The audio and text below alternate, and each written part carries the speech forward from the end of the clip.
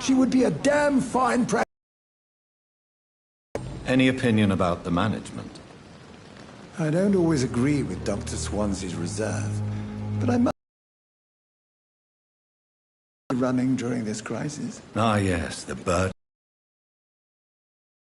I was fed up with this concept while serving as a medical officer. Don't get me wrong.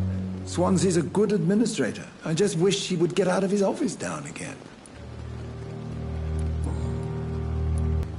No.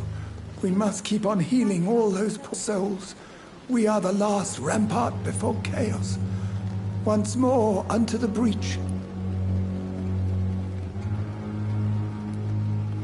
Nurse Brannigan is worried about you, Doctor. She should not have told you that. I will have a word with her. You don't have to blame her for her honesty. I'm not that kind of man, my dear Jonathan. Actually, Nurse Brannigan's opinion is the only one I may listen to.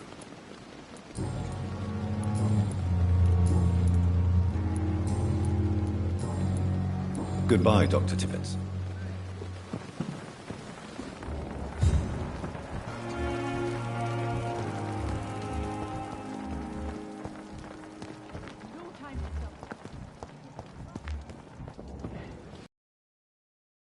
Swansea is right.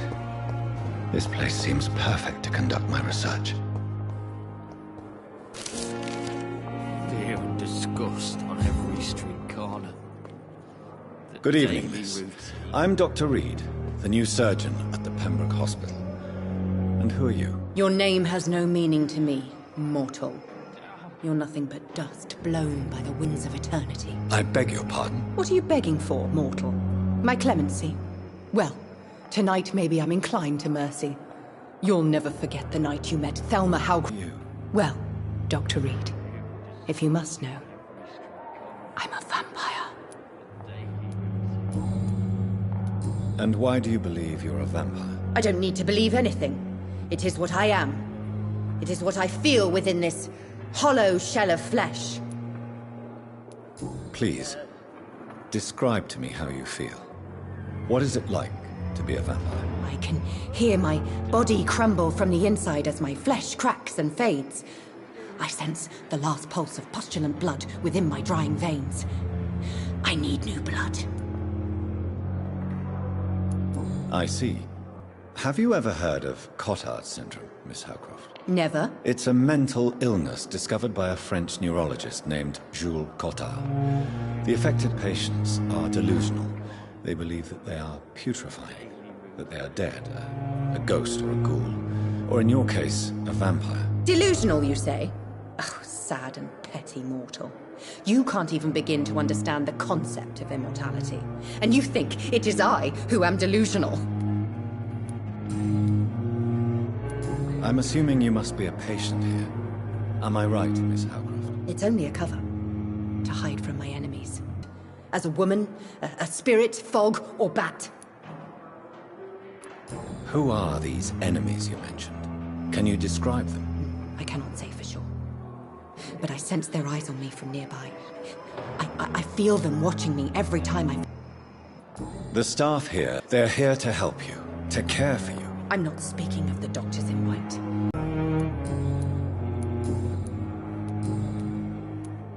Who are you really, Miss Howcroft? I mean, apart from being a vampire. Is that not enough for you, puny mortal? What do you require? Proof of my powers? I'm curious to know who you were before becoming a vampire. No, it was such a long time ago, I don't remember. Centuries of unholy life can have strange effects on one's minds, you see? I'll leave you, Mistress of the Dark, to your nocturnal activities. The pain. It's there again. Good evening, Mr. Hampton. How do you feel? Dr. Reed, is it? Oh, sir, I must apologize for my behavior. What do you mean? I was not myself in the factory. Fear and exhaustion made me say awful things to you, I'm afraid. You remained perfectly nice and polite. A little delirious, perhaps. But who wouldn't be after enduring an abduction? Thank you, Doctor. That's a relief. Now all I need to do is rest and return to my flock.